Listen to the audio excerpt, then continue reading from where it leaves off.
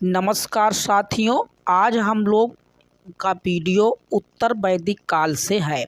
इसमें हम लोग उत्तर वैदिक काल में पूछे गए सभी महत्वपूर्ण क्वेश्चन को पढ़ेंगे। दोस्तों, आप वीडियो को बहुत ध्यान से देखिएगा, इसमें आपको बहुत से महत्वपूर्ण क्वेश्चन आपको मिलने वाले हैं। चलिए दोस्तों, वीडियो को प्रारंभ करते हैं।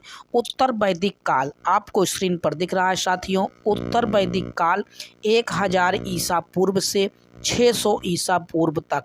एक मित्र ने कमेंट करके पूछा था, सर आप बीसी क्यों बोल रहे हैं? तो ध्यान दीजिए साथियों, ये वैदिक कालीन घटनाएं बीसी में घटी हुई हैं। उन्होंने कहा सर एडी बोलिए, तो एडी की घटनाएं ये अभी नहीं है दोस्तों, ये सारी घटनाएं अभी तक हम लोग बीसी में पढ़ रहे थे, तो हम लोग इसे बीसी ही कहेंगे। ईसा पूर्व की ये सारी घटनाएं हैं। तो आप ध्यान दीजिए साथियों, उत्तर वैदिक काल 1000 ईसा पूर्व से 600 ईसा पूर्व तक की घटनाएं हैं। इसमें 1000 बीसी से 600 बीसी तक की घटनाएं हैं। सामान्य परिचय अगर आप ध्यान देंगे दोस्तों, ऋग वैदिक संस्कृति की पृष्ठभूमि पर जिस संस्कृति का विकास हुआ उसे कहते हैं उत्तर वैदिक कालीन संस्कृति कहा गया। ऋग्वेद के आधार पर विकसित संहिता ग्रंथ कौन कौन से हैं? तो उत्तर वैदिक काल में साथियों यजुर्वेद, सामवेद, अथर्ववेद, ब्राह्मण, आरण्यक और उपनिषद, इन महत्वपूर्ण संहिता ग्रंथ की रचना उत्तर वैदिक काल में हुई थी। ऋग्वैदिक काल में केवल ऋग्वेद की ही रचना हुई थी। आगे नेक्स्ट बातें हम लोग जानते हैं दोस्तों। आगे नेक्स्ट बात ये है दोस्तों कि यजुर्वेद, सामवेद, अथर्ववेद के ब्राह्मण ग्रंथ, आरण्यक ग्रंथ तथा उपनिषद के विकास के किस काल के अंतर्गत रखा जाता है? तो ये तीनों जो वेद हैं दोस्तों, याद रखें साथियों, यजुर्वेद और सामवेद और अथर्ववेद, याद रखें साथियों, ये तीनों ग्रंथों की रचना आप याद रखेंगे उत्तर वैदिक काल में इनकी रचनाएं हुई साथियों। आप इस बात को याद करेंगे, ये तीनों वेद उत्तर वैदिक काल में रचे गए हैं। आगे बातें जानते हैं दोस्तों। आगे महत्वपूर्ण बात यह है साथियों कि उत्तर वैदिक काल में वैदिक सभ्यता का प्रसार सप्त सैंधव से आगे बढ़कर कहाँ तक चला गया? ध्यान दीजिए दोस्तों, अब वैदिक काल की घटनाएं केवल सिंधु सभ्यता से पहले ही चलती थी। इसमें सरस्वती के बाद गंगा, यमुना, दोआब के उत्तरी भाग तक ये चला गया दोस्तों, पूर्वी भाग गंडक तक ये चला गया। शतपथ ब्राह्मण से ज्ञात होता है कि उत्तर वैदिक काल में वैदिक सभ्यता का प्रसार हुआ था। पूर्व में गंडक नदी तक इसका प्रसार, गंडक नदी जिसे सदा नीरा नदी कहा जाता है, मध्य ये विहार में मिलती है साथियों, वहाँ तक ये चला गया, इनका विस्तार हो गया। उत्तर वैदिक काल में किस प्रकार के मृत भांड का प्रयोग हुआ या बर्तन का प्रयोग हुआ? तो चित्रित धूसर मृत भांड का प्रयोग हुआ। उत्तर वैदिक कालीन साहित्य में त्रिककुद, क्रौंच, मैनाक पर्वतों का उल्लेख किया गया है दोस्तों, जिसमें त्रिककुद हैं, क्रौंच है और मैनाक पर्वत, ये पूर्वी हिमालय से संबंधित है।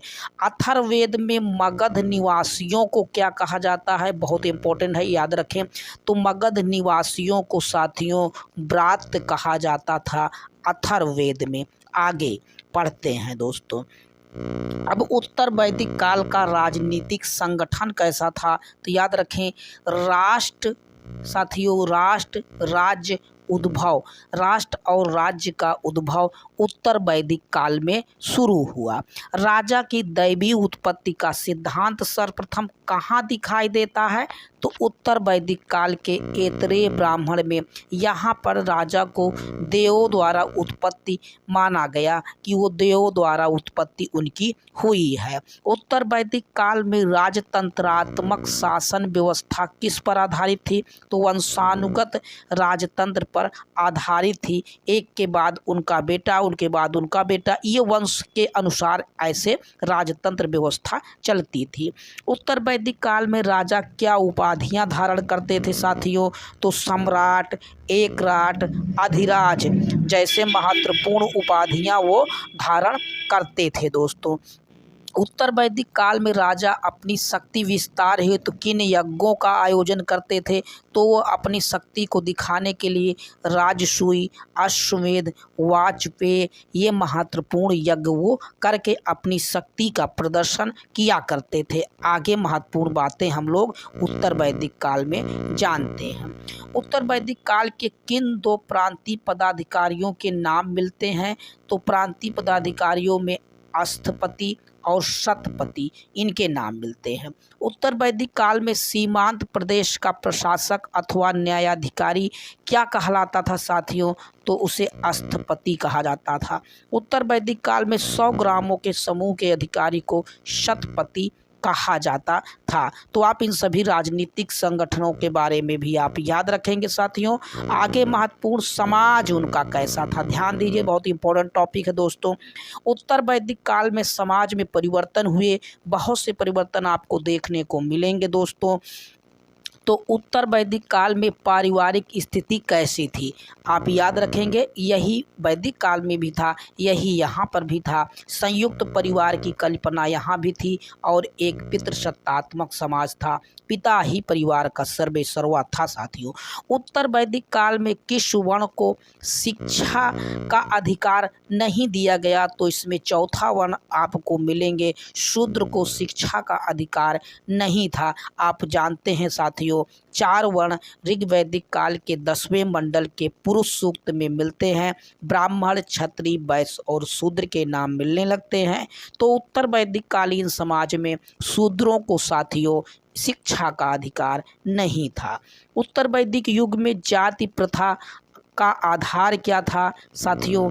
जाति प्रथा का आधार यहाँ पर जन्म हो गया और ऋग्वैदिक काल में आपने पढ़ा साथियों, वहाँ पर जाति का आधार कर्म था। जो कर्म जो करता था व्यक्ति, उसी को उसको उसी जाति में समझ लिया जाता था। यहाँ पर जन्म के आधार पर ही आपकी जाति निर्धारित हो गई। आगे महत्वपूर्ण बातें जानते हैं दोस्तों।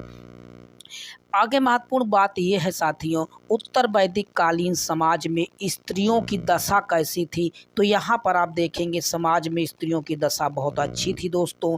बाल विवाह यहाँ पर नहीं होते थे, बहु विवाह और विधवा विवाह यहाँ पर प्रचलित थी। स्त्रियों को पर्याप्त शिक्षा दी जाती थी तथा वे उत्सवों और धार्मिक समारोहों में भाग ले सकती थी। अगला टॉपिक हम लोग उत्तर वैदिक कालीन अर्थव्यवस्था के बारे में पढ़ेंगे साथियों। उनकी अर्थव्यवस्था कैसी थी? तो आप ध्यान दीजिए, उत्तर वैदिक काल में आर्यों की आर्थिक स्थिति किस पर निर्भर थी? तो वो कृषि और पशुपालन पर ही अपना सर्वस्व निर्भर करते थे। उत्तर वैदिक काल में लोग किन फसलों का उत्पादन करते थे साथियों? तो वो लोग जौ, चावल, मूंग, उड़द, तिल और गेहूं महत्वपूर्ण फसलों का वो लोग उत्पादन किया करते थे। आगे महत्वपूर्ण बातें हम लोग जानते हैं दोस्तों। आगे महत्वपूर्ण बात ये दिया गया है दोस्तों कि उत्तर वैदिक काल में व्यापार वाणिज्य की दशा कैसी थी? तो व्यापार वाणिज्य की दशा उन्नत स्थिति में उस समय थी। उत्तर वैदिक काल में उधार देने वाले को क्या कहा जाता था? इम्पोर्टेंट है, लगा लें साथियों। उधार देने वाला या ऋण देने वाले व्यक्ति को कुसीदिन कहा जाता था। ये कुसीदिन कहे जाते थे। उत्तर वैदिक काल में माप की भिन्न भिन्न इकाइयाँ क्या कहलाती थी? तो निष्क, शतमान, पाद और कृष्णन ये महत्वपूर्ण जो है इकाइयाँ थी दोस्तों। उत्तर वैदिक काल में बाट की मूलभूत इकाई क्या कहलाती थी? तो कृष्णन या रक्तिका या गुंजा भी इसे उसी समान से इन्हें कहा जाता था। वैदिक काल में जोती हुई भूमि को किस शब्द से प्रयोग किया गया है? तो जोती हुई भूमि को उर्वरा उस समय वैदिक काल में कहा गया है। याद रखेंगे दोस्तों, जोती हुई भूमि उर्वरा इम्पोर्टेंट है दोस्तों। आगे हम लोग बातें पढ़ते हैं। आगे महत्वपूर्ण बात यह है दोस्तों, उत्तर वैदिक काल में निष्क का प्रयोग, ध्यान दीजिए ये डबल स्टार इस पे लगाएं साथियों, बार बार ये क्वेश्चन एग्जामों में पूछा गया कि निष्क का मुख्यतः क्या मतलब था। तो व्यापार विनिमय के माध्यम निष्क का प्रयोग सिक्के के रूप में भी किया गया, और निष्क का प्रयोग साथियों उस समय गले में पहना जाने वाला एक माला के रूप में भी इसको माना जाता है। तो दोनों बातें आप याद रखेंगे साथियों। उत्तर वैदिक काल के व्यवसायियों की सूची आप याद रखेंगे तो स्वर्णकार, रथकार, चर्मकार और जुलाहे थे। रज्जुकार, रजक, मछुए और लोहार थे। नायक, नर्तक, सूत, व्याध और गोप थे। कुंभकार, वैद्य, ज्योतिषी और नाई थे। तो ये प्रमुख उत्तर वैदिक कालीन व्यवसायियों की सूची है दोस्तों। आगे हम लोग उत्तर वैदिक कालीन धर्म के बारे में पढ़ेंगे दोस्तों। तो उत्तर वैदिक कालीन धर्म कैसा था। तो वैदिक काल में देवताओं को पुरोहित किसे माना जाता था। तो वैदिक काल में बृहस्पति को देवताओं का पुरोहित माना गया। वैदिक धर्म के विषय में सत्य कथन है दोस्तों। तो वैदिक मंत्र विविध देवों की स्तुति गान करते हैं और साथ ही विश्व देवता के रूप में संयुक्त हुए हैं। आगे सत्य एक है और ऋषि उसे विविध नामों में अभिहित करते हैं। वैदिक ऋषि प्राकृतिक शक्तियों का मानवीकरण करते हुए प्रतीत होते हैं। जो प्राकृतिक रूप से जिनकी पूजा होती थी साथियों, उनका मानवीकरण यहाँ पर वैदिक काल, उत्तर वैदिक काल में कर दिया गया। आगे महत्वपूर्ण बातें धर्म से जानते हैं दोस्तों। उत्तर वैदिक काल में किन देवताओं का महत्व बढ़ गया। तो प्रजापति, विष्णु और रुद्र और शिव, इनके महत्व को बढ़ गया। यजुर्वेद के बारे में हम लोग पढ़ते हैं। यजुर्वेद का आधार दोस्तों स्रोत और कर्मकांड है। यजुर्वेद में यजुर का अर्थ याद रखें साथियों तो बलिदान है। यजुर्वेद किस शैली में लिखा गया। तो गद्य और पद दोनों शैली में लिखा गया। इम्पोर्टेंट है दोस्तों। यजुर्वेद के बारे में और भी इम्पोर्टेंट बातें हम लोग जानते हैं साथियों। यजुर्वेद की कितनी शाखाएं हैं याद रखें मित्रों। कृष्ण यजुर्वेद जो गद्य और पद दोनों में है। शुक्ल यजुर्वेद जो केवल पद में लिखा गया है। तो दो शाखाएं इस यजुर्वेद की हैं, कृष्ण यजुर्वेद और शुक्ल यजुर्वेद। यजुर्वेद के कर्म कांडों को संपन्न करने वाले पुरोहित को अथर्वि कहा गया है दोस्तों, याद रखेंगे अथर्वि। यजुर्वेद के अंतिम भाग को ईशोपनिषद कहा गया। ईशोपनिषद में क्या वर्णित है। तो आध्यात्मिक चिंतन वर्णित है। शुक्ल यजुर्वेद की मुख्य शाखाएं कौन कौन सी हैं। तो कण्व और माध्यान्दिन जो है दोस्तों, कण्व और माध्यान्दिन शुक्ल यजुर्वेद की मुख्य शाखाएं हैं। आगे हम लोग पढ़ते हैं शुक्ल यजुर्वेद की संहिता का क्या कहा जाता है। तो शुक्ल यजुर्वेद की संहिता को वाचस्नेयी संहिता कहा जाता है। कृष्ण यजुर्वेद की शाखाएं कौन सी हैं दोस्तों। तो कृष्ण यजुर्वेद की तैतरीय है, काठक है, मैत्रायणी है और कफिष्टल है। ये महत्वपूर्ण कफिष्टल है, ये महत्वपूर्ण शाखाएं कृष्ण यजुर्वेद से संबंधित हैं। आगे महत्वपूर्ण बातें हम लोग जानते हैं दोस्तों। यजुर्वेद से संबंधित ग्रंथ। तो यजुर्वेद से संबंधित महत्वपूर्ण ग्रंथों में ब्राह्मण ग्रंथ है, आरण्यक है और उपनिषद ग्रंथ है। ये तीन ग्रंथ यजुर्वेद से संबंधित हैं। तो ब्राह्मण ग्रंथों में आप जानते हैं तैतरीय ब्राह्मण और शतपथ ब्राह्मण। आरण्यक में भी तैतरीय आरण्यक, शतपथ आरण्यक।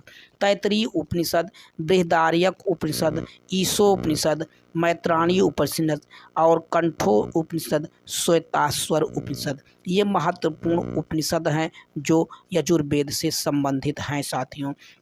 आगे महत्वपूर्ण बातें हम लोग समझते हैं। तो शतपथ ब्राह्मण में किस वेद का ब्राह्मण ग्रंथ है। तो शतपथ ब्राह्मण ग्रंथ दोस्तों शुक्ल यजुर्वेद का ग्रंथ है। शतपथ ब्राह्मण के विषय क्या हैं। तो शतपथ ब्राह्मण काल में जो उपनिषद है दोस्तों शतपथ ब्राह्मण में, इसमें महत्वपूर्ण बातें आपको दी गई हैं, याद रखने की है, स्टार लगाएं। पुनर्जन्म का सिद्धांत है, जल प्लावन कथा है, पुरूरवा उर्वशी आख्यान शतपथ ब्राह्मण में मिलेगा।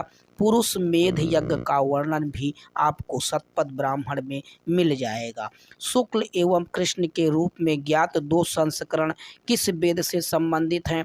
तो यजुर्वेद से संबंधित हैं। मैत्रायणी संहिता का संबंध यजुर्वेद से है दोस्तों। राजसूय यज्ञ संबंधित अनुष्ठानों का उल्लेख किस वेद में मिलता है? तो यजुर्वेद में मिलता है। आगे महत्वपूर्ण बातें हम लोग जानते हैं साथियों। आगे महत्वपूर्ण बात ये है दोस्तों कि यजुर्वेद के किस संहिता में केवल सूक्त है, गद्य नहीं है? तो वाचन स्नेही संहिता में। यजुर्वेद के मंत्रों के देवताओं को आह्वान करने वाले पुरोहित को क्या कहा जाता था? याज्ञिक या अधर्यु, इन्हें कहा जाता था। यजुर्वेद के पुरोहित का नाम था। सर्वप्रथम किस वेद में हिरण्यकार शब्द का उल्लेख किया गया है? हिरण्यकार शब्द का उल्लेख यजुर्वेद में मिलेगा आपको। किस वेद में आहुति बलिदान संबंधी सूत्र समाहित हैं? आहुति बलिदान संबंधी सूत्र यजुर्वेद में समाहित किए गए हैं। आगे महत्वपूर्ण बातें हम लोग और भी जानते हैं दोस्तों। आप इनको बहुत ध्यान से पढ़ेंगे तो चीज़ें आपको धीरे धीरे समझ में आने लगेंगी। अब अगला जो वेद है दोस्तों वह है साम वेद। यजुर्वेद के बाद साम वेद है। साम का अर्थ संगीत या गान होता है साम वेद में। साम वेद में किस विषय के संदर्भ में मंत्रों का संग्रह है? तो यज्ञों के अवसर पर गाए जाने वाले मंत्रों का संग्रह इसमें साम वेद में किया गया है। साम वेद के मंत्रों का गायन करने वाले पुरोहित को क्या कहा गया? उद्गाता। उद्गाता कहा गया। नाम याद रखें साथियों, इंपॉर्टेंट है उद्गाता। साम वेद में कुल कितनी ऋचाएँ हैं? तो 1875 यहाँ पर ऋचाएँ साम वेद में हैं दोस्तों। आगे महत्वपूर्ण बातें हम लोग जानते हैं। साम वेद की प्रमुख शाखाएँ हैं साथियों। तो साम वेद की प्रमुख शाखाओं में कौथुमी, राणायनी और जैमिनी, ये 3 शाखाएं साम वेद की हैं। साम वेद के ब्राह्मणों में अगर आप देखेंगे दोस्तों, तांड ब्राह्मण, महाब्राह्मण है, षड्विश ब्राह्मण या अद्भुत ब्राह्मण है और जैमिनी ब्राह्मण, 3 ब्राह्मण इसमें ग्रंथ हैं। साम वेद के अरण्यक की बात देखेंगे दोस्तों तो छंदोग अरण्यक और जैमिनी अरण्यक इसके हैं। तो ये महत्वपूर्ण साम वेद की शाखाओं से संबंधित हो गए। उनके ब्राह्मण ग्रंथ और अरण्यक ग्रंथ साम वेद से संबंधित हैं। आगे महत्वपूर्ण बातें और भी जानते हैं दोस्तों। साम वेद के उपनिषद के बारे में देखेंगे तो इसके छंदोग उपनिषद और जैमिनी उपनिषद 2 उपनिषद हैं। सबसे प्राचीन उपनिषद छंदोग उपनिषद है दोस्तों, याद रखेंगे। साम वेद का संकलन किस वेद पर आधारित है? तो साम वेद का संकलन ऋग्वेद पर आधारित है। किस वेद में संगीत का वर्णन है? याद रखेंगे साथियों, संगीत का वर्णन साम वेद में है। राणायणी संहिता किस वेद से संबंधित है? तो साम वेद से संबंधित है दोस्तों। आगे महत्वपूर्ण आप देखेंगे 10 प्रपाठकों में निदान सूत्र किस एक वेद से संबंधित है? तो साम वेद से संबंधित है। छंदोग उपनिषद का संबंध किस वेद से है? तो साम वेद से संबंधित है। अगला लास्ट वेद है दोस्तों, आप चौथा वेद है जिसका नाम है अथर्ववेद। इसके बारे में महत्वपूर्ण बातें पढ़ें साथियों। अथर्ववेद का नाम किस ऋषि के नाम पर पड़ा? तो अथर्वा ऋषि थे जिनके नाम पर ये अथर्ववेद नाम पड़ा। अथर्ववेद को किस एक अन्य नाम से भी जाना जाता है? तो ब्रह्मवेद या श्रेष्ठ वेद के नाम से भी इसे अथर्ववेद को जाना जाता है। अथर्ववेद में कुल कितने अध्याय हैं साथियों? तो 20 अध्याय अथर्ववेद में संबंधित हैं। अथर्ववेद में सूक्तों और मंत्रों को कुल कितनी संख्या है? 731 सूक्त, 5967 मंत्र इसमें हैं दोस्तों। आगे महत्वपूर्ण बातें आप याद रखेंगे तो अथर्ववेद में कुल मंत्रों में से कितने मंत्रों की संख्या ऋग्वेद से संबंधित है? तो 1200 मंत्र ऋग्वेद से संबंधित किए गए हैं। अथर्ववेद की कितनी शाखाएं हैं? अथर्ववेद की 2 शाखाएं हैं, पिप्पलाद और शौनक। दो महत्वपूर्ण शाखाएं अथर्ववेद से संबंधित हैं दोस्तों। आगे महत्वपूर्ण अथर्ववेद का ब्राह्मण ग्रंथ एकमात्र है, गोपथ ब्राह्मण ग्रंथ अथर्ववेद से संबंधित है। आगे महत्वपूर्ण अथर्ववेद की उपनिषद के बारे में पढ़ें साथियों। तो अथर्ववेद के उपनिषदों में दो उपनिषद हैं, प्रश्नो उपनिषद और मंडूक्यो उपनिषद। आगे महत्वपूर्ण बातें पढ़ेंगे दोस्तों। अथर्ववेद का विषय क्या है, महत्वपूर्ण है, बहुत ही इम्पोर्टेंट है। इसमें सामान्य मनुष्यों के विचारों, विश्वासों, अंधविश्वासों, जादू टोना का विवरण मिलता है। तो कई बार ये क्वेश्चन पूछा गया है कि जादू टोना का विवरण किस वेद से मिलता है, तो अथर्ववेद से जादू टोना मंत्र आदि की जानकारी मिलती है। चार वेदों में किस एक वेद में जादुई माया या वशीकरण का मंत्र आपको वर्णन मिलेगा, वो अथर्ववेद में आपको मिलेगा। आगे महत्वपूर्ण बातें हम लोग और भी जानते हैं अथर्ववेद से संबंधित दोस्तों। अथर्ववेद में दिया गया है कि आयुर्वेद अर्थात जीवन का विज्ञान का उल्लेख सर्वप्रथम किस वेद में मिलता है, तो अथर्ववेद में इसकी जानकारी मिलती है। किस वेद में सभा और समिति को प्रजापति की दो पुत्रियां कहा गया, इंपॉर्टेंट है, लगाएं दोस्तों। प्रजापति की दो पुत्रियां, अथर्ववेद में ये बात कही गई है। युद्ध का प्रारंभ मनुष्यों के मस्तिष्क में होता है, किस ग्रंथ में उल्लिखित है, तो युद्ध का प्रारंभ ये अथर्ववेद में कहा गया है। अथर्ववेद में वर्णित प्रथम कृषि वैज्ञानिक कौन थे, जिन्हें कहा गया, तो कृषि की शुरुआत करने वाले सर्वप्रथम पृथुवैन्य को कहा जाता है, जिन्होंने सर्वप्रथम कृषि की शुरुआत की। ये अथर्ववेद के प्रथम कृषि वैज्ञानिक थे। आगे महत्वपूर्ण बातें हम लोग जानते हैं। अयोध्या का सर्वप्रथम उल्लेख किस वेद में मिलता है, जहाँ राम भगवान का जन्म हुआ, उस अयोध्या का सर्वप्रथम उल्लेख अथर्ववेद में मिलता है।